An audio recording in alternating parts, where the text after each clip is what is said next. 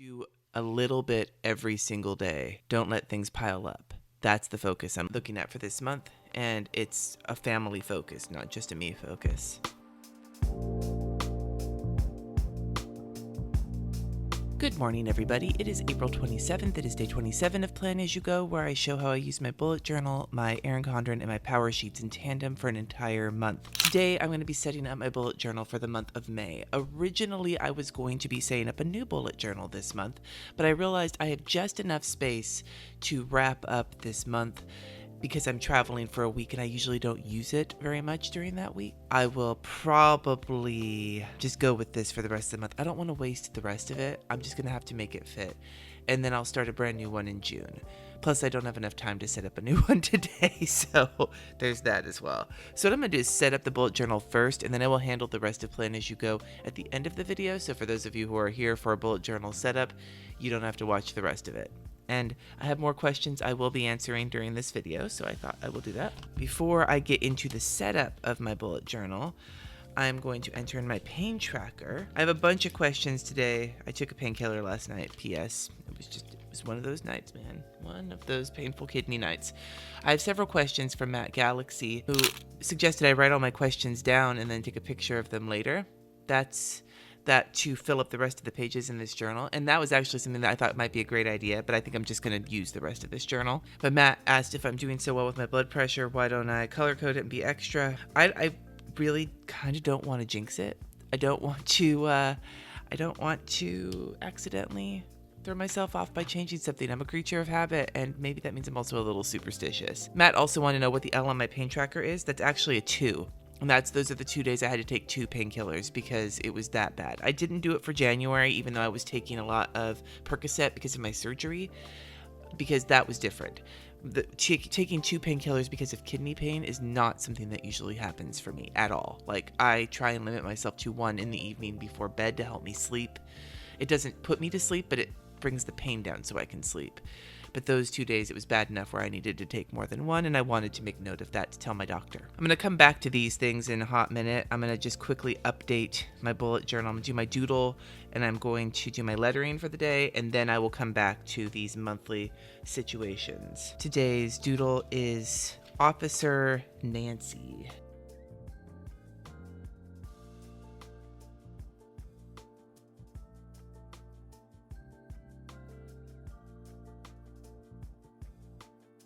And my lettering for the day is hatchetfish, 1 word. Kelly Stevens asked where I get my doodle and lettering challenge ideas. It depends on the day.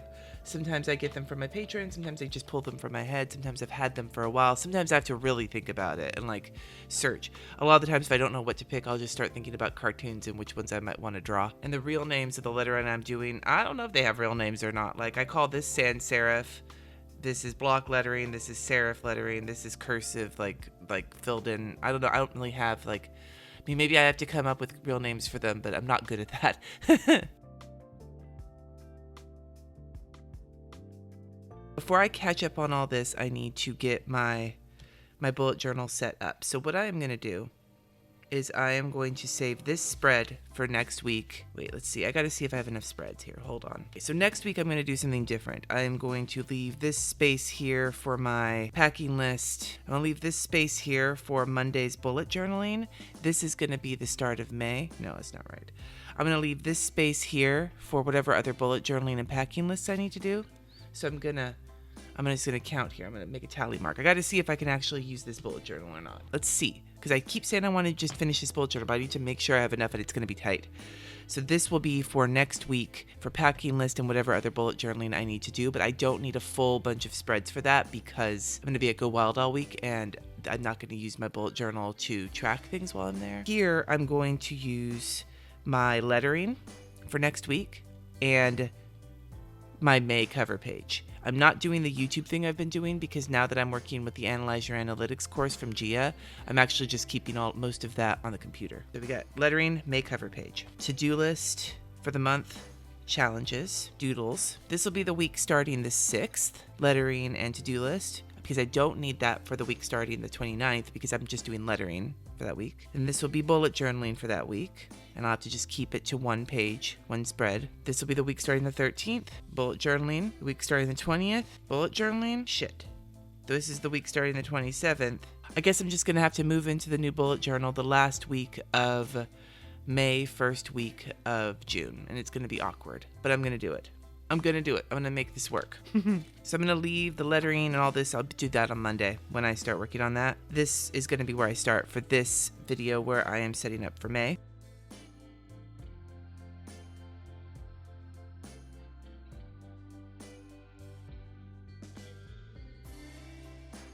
I decided that my colors for May are going to be pink. I picked these pink Simply Gilded washies that I love. They're floral, kind of pink and floral are sort of the color schemes I'm going for.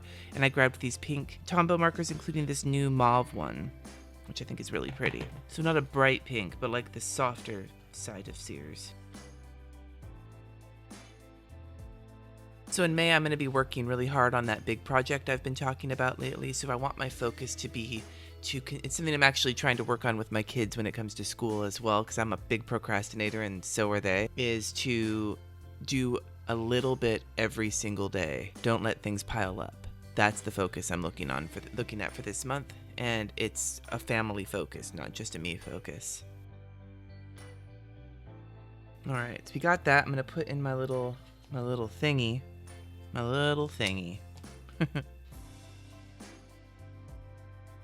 These are the Avery tabs, by the way. Avery sent a bunch of them to me a while ago, which was both awesome, and I still did not expect that. That was unexpected. Sweet. But I'm liking having them. It is really nice to be able to flip from month to month.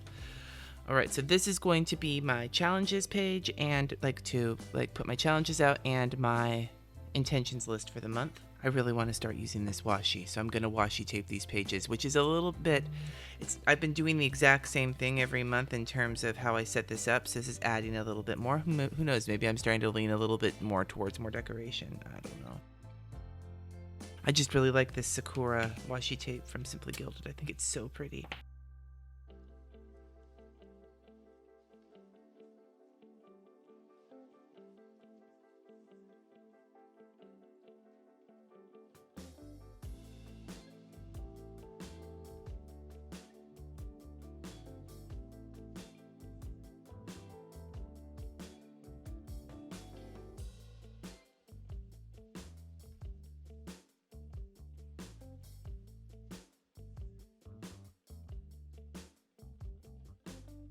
All right, here's my May challenges and my May intentions. I'm not filling this out until Monday when I'm closer to the end of the month and I've done my power sheets.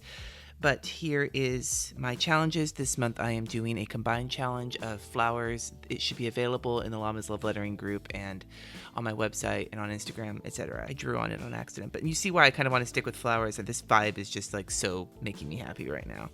So I'm going to draw in my doodling box for the month. Jessica B asked me what happened to your swatch notebook. I hate it. The Leuchtturm I was using, I used it recently in a video, but not to do like a full-blown swatch. I really don't like it. I like that you can see how the markers bleed on that paper, but I don't use that paper, so it doesn't do it for me. I kind of want a more robust swatch book, and I'm trying to decide. I got one of these Archer and Olive sketchbooks with blank pages, but I think I'm going to use that for a sketchbook. I'm trying to figure out what notebook would be a better fit for me for a swatch book. After I did those first couple of swatches in there, I was like, I don't like this.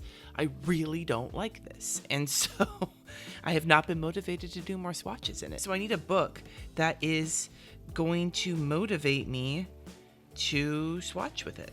Like, I need one that I'm going to want to. The fact that I didn't even want to touch it is proof that that's not the right book for me. Damn it. I am like overshooting my wad on so much of this bullshit today. Okay, so this is for my doodles. And I think that's all I'm setting up for this month because this is going to be my first week. I don't have enough room for extra frou-frou shit this month. It's going to be it. That's going to be May. So let's go back. So that's the end of my bullet journal setup. Oh, no, wait, no, it's not. Just kidding. Don't click off yet. I'm going to go back to the beginning. I need to put in my picture of the month, which I already have had in my mind. It's this. This is a picture I sent to my husband. I figured out this month that I need to get out of the house in the afternoons on some days when I'm working not just to get sunshine, not just to get out of the house, but because the reason I have trouble cooking and sticking to my meal plans on the week, because I'm great at it with the kids, and with the kids I almost always adhere to the meal plan. Even if I change days, even if I move meals around, I make the meals that I plan for. It's really hit and miss in the weeks I'm at my husband's house, the weeks my kids are at their dad's. And I thought it was because I'm not good at cooking for two. It's not that. It's because I can't disconnect from work, which is my office and my kitchen are 5 feet from each other. And when my kids are here, even though I'm still working, I am helping them with their homework and I'm yelling at them and we're talking and I'm not able to super deep focus, so I can kind of disengage over a few hours. And here I'm working hard all the way up through when my husband gets home. So by taking some of that work I can do with my laptop to Starbucks or to Panera or to wherever there's Wi-Fi, get out of the house for an hour, has helped me shut down that work brain. And then I've been able to cook afterwards. And so this was the first day I tested out that theory and realized I was right. And I wanted to celebrate that. Now for next month, I'm going to check off asparagus because we have cooked every single day with asparagus. And I think next week, I'm not sure what's going to happen because I'll be gone for 90% of it.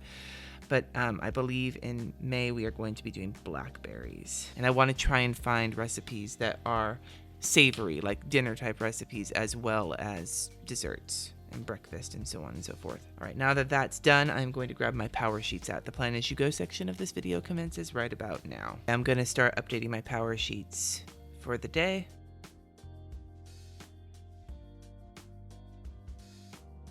I made some progress yesterday, which is awesome. Taylor asked me, have you tried to do morning pages at night or in the evening? I was watching another YouTuber and she said she does hers before bed because she can't wake up any earlier. Seemed like a good idea. I have not, and that might be something I try next month, so thank you for the suggestion. Looking at this spring declutter, we had an organizer come over yesterday and the bookshelves were actually something that we focused on, so I'm not going to worry about these for the next weekend. These are going to be a May project, I think, because I think I have an idea of how to deal with it. But today, I think when I get a chance, I'm just going to sit down and start working on the unsubscribing email thing. So that'll be something we work on today for this spring declutter. Other than that, I'm just going to be busy I have church appointment today and getting work done. It's a working Saturday for me. Let's move this to my Erin Condren. So like I said, it's a work heavy weekend. I have a patron hangout today. I need to go to the grocery store. I need to pick up some desserts for tomorrow. To wash our sheets. I have a meeting with our new minister at 1, and then I am working on this video, which is actually going to take a substantial part of the day to edit, and then work on my big project, and if possible, work on my presentation. I did not get to work on that yesterday. So those are the things I'm going to put in here. Hillary said that she has to get a blood pressure cuff for home, but she has no clue what kind to buy. What kind do I use? The one I have is this one. I wasn't going to do a manual one. I didn't want to figure that out. This one is fine. The reason I bought this one, I got it at Walgreens or something, is because it was $30 and I didn't want to spend more than that. You can easily spend $100 on one of these things. I wanted a cheaper one and it's fine.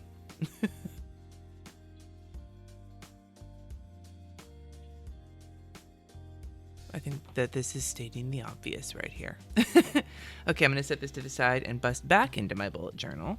And I've already done my pain tracking. I've already done my doodling and my lettering. So now I just need to go and kind of figure out what the fuck.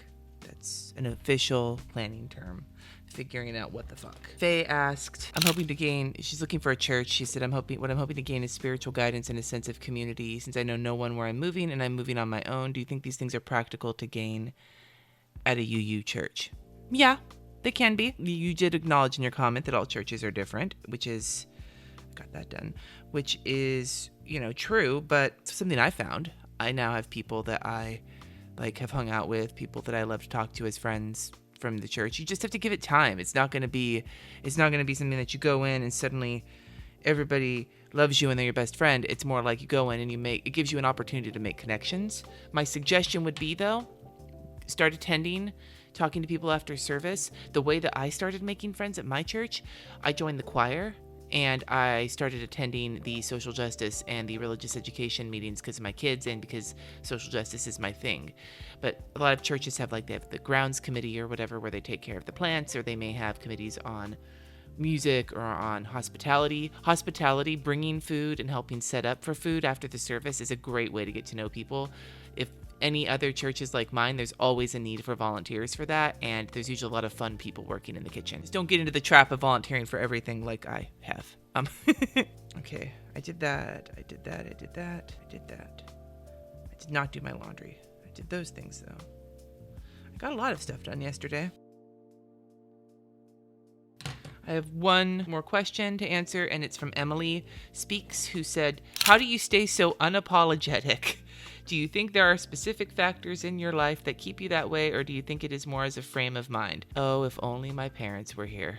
When I was a kid, my parents referred to it as my complete and utter lack of tact. So my whole life, I have been someone who just says what's on my mind for good and for bad. Like, sometimes it's not an appropriate time to say some of the things that are on my mind. Sometimes, like, my husband will often give me, like, the look of, like, Cindy, fucking give it a rest.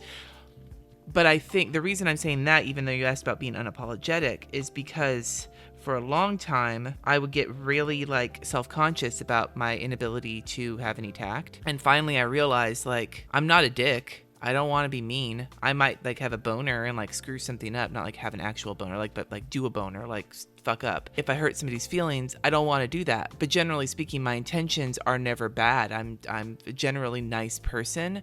I just say what's on my mind. And I realized that since my intentions are good, I don't want to hurt anybody, and when I do hurt somebody, I apologize and I try to do better, then why should I be fucking apologetic for what comes out of my mouth or what I do? I have a lot of insecurities, and I do a lot of, like, introspection about, like, my parents would not necessarily agree with, but I, like, try to think a lot about the things I do, my motivations for things. It's something that I, especially now as I've gotten older, I'm really focused on, like, why I do things, and is it a good idea that I do this? I don't give a fuck if people think I'm loud or obnoxious, or if I cuss, or whatever the case may be. I guess it's a frame of mind. Because I can't change who I am, I can either be ashamed or I can be unapologetic.